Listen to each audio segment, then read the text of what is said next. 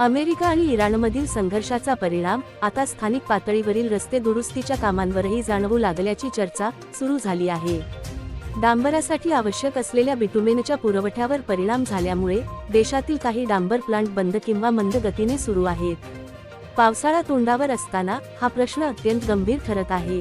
कारण नवी मुंबईसह अनेक शहरांमध्ये मान्सूनपूर्व रस्ते दुरुस्ती, खड्डे भरणे आणि डांबरीकरणाची कामे वेळेत पूर्ण होणे अपेक्षित असते.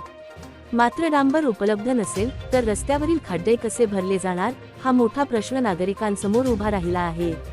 दरवर्षी पावसाळ्यात रस्त्यांवरील खड्ड्यांमुळे वाहनचालक, दुचाकीस्वार आणि पादचारी यांना मोठा शारीरिक, मानसिक व आर्थिक त्रास सहन करावा लागतो.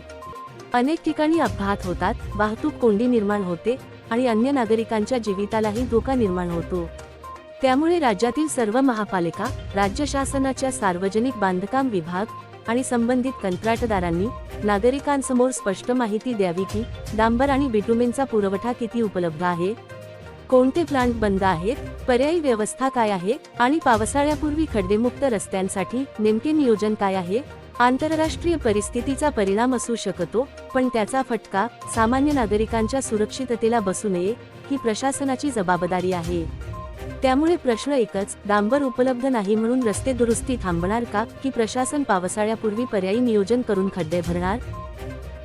व्हिडिओ जर्नालिस्ट अथर्व सोबत सुदीप गोलप यांचा रिपोर्ट, पालिका प्रशासन, नवी मुंबई.